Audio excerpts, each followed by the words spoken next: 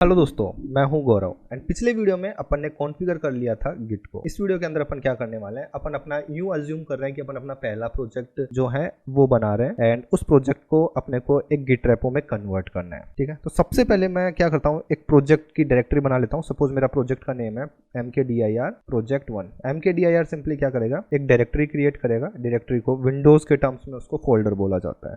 ठीक है, and project 1। And उसके बाद में मैं क्या करता हूँ, ये जो मैंने प्रोजेक्ट बनाया मैं इस प्रोजेक्ट के अंदर चलता हूँ। एंड दोस्तों डोंट वरी, मैं ये जो गिट की जो मैं सीरीज बना रहा हूँ, इस सीरीज के अंदर मैं किसी भी कोई तरीके की प्रोग्रामिंग लैंग्वेज जो है मैं उसमें इसको कवर नहीं करने वाला हूँ कि अपन किसी गो लैंग्वेज में प्रोजेक्ट बनाएंगे, ऐसा कुछ भी नहीं है। प्लेन इंग्लिश रहेगी ओनली।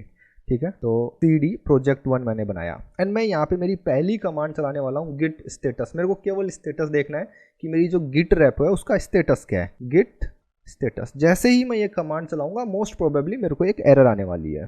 ठीक है, तो मेरे को एक एरर आई है। और एरर क्यों आई है कि दोस्त आपने जहां पे भी ये गिट स्टेटस कमांड चलाई है, ये एक सिंपल प्लेन फोल्डर है, ये किसी भी तरीके की कोई गिट रेपो नहीं है। ओके, तो मींस ये एक प्लेन वर्किंग डायरेक्टरी है, प्लेन फोल्डर है, ये एक गिट रेपो नहीं है। तो इसको एक गिट रेपो में कन्वर्ट करने के लिए एक सिंपल सी कमांड होती है, उस कमांड का नाम है git init।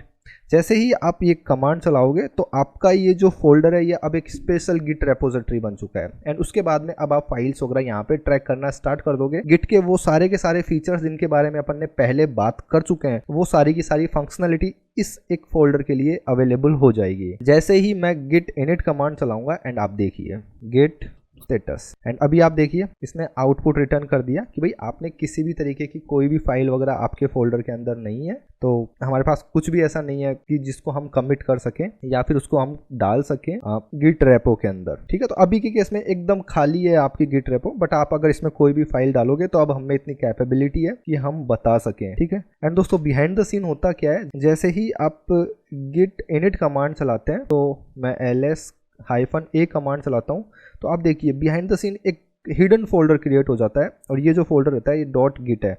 मतलब आप इसको बोल सकते हो कि ये गिट का डेटाबेस है। अपन बोलते हैं ना गिट के पास अपनी हर एक फाइल का ट्रैक रहता है, वो कहीं ना कहीं तो स्टोर करके रखता होगा, वो स्टोर करके रखता है इस फोल्डर के अंदर। मैं आपको इस फोल्डर के एक एक स्ट्रक्चर अंदर जा जाके बताने वाला हूँ आने वाले वीडियोज में कि देखिए गिट कैसे चीजें स्टोर करता है एंड किस तरीके से वो आपको पुराना डेटा निकाल के देता है कि भाई आज से 10 दिन पहले मेरी फाइल में क्या लिखा हुआ था, मुझे वो फाइल दे। इस तरीके का अगर कोई कमिट रहता है तो गिट आपको कैसे निकाल के देता है, वो सारा का सारा ट्रैवलिंग मैं आपको यहाँ पे सिखाने वाला हूँ अगर आपको डेटाबेस ट्रैवल करना हो तो। बट गिट रिकमेंड करता है कि आप इस फोल्डर को टच ना करें, वो इसके बिहाइंड द सीन क्या क्या इंप्लीमेंटेशंस है। बट गिट क्या रिकमेंड करता है कि आप इस फोल्डर को टच ना करें, गिट की फंक्शनलिटी यूज करें, बट कैसे इंप्लीमेंट कर रखा है वो चीजें आप टच ना करें। बट फिर भी आप लोगों के दिमाग में पिक्चर क्लियर हो जाए, मैं इसलिए इस फोल्डर के अंदर जा जाके आपको चीज बताने वाला हूँ। ठीक है, बेसिकली जैसे ही अब आप देखो यहाँ पे ये एक गिट फोल्डर बना है, जैसे ही मैं इस गिट फोल्डर को रिमूव कर दूंगा तो क्या होगा, ये वापस से एक प्लेन वर्किंग डायरेक्टरी बन जाएगा। देखिए मैं डिलीट करके दिखा देता हूँ, rm-rvf सिंपल सा डिलीट कमांड है ये। एंड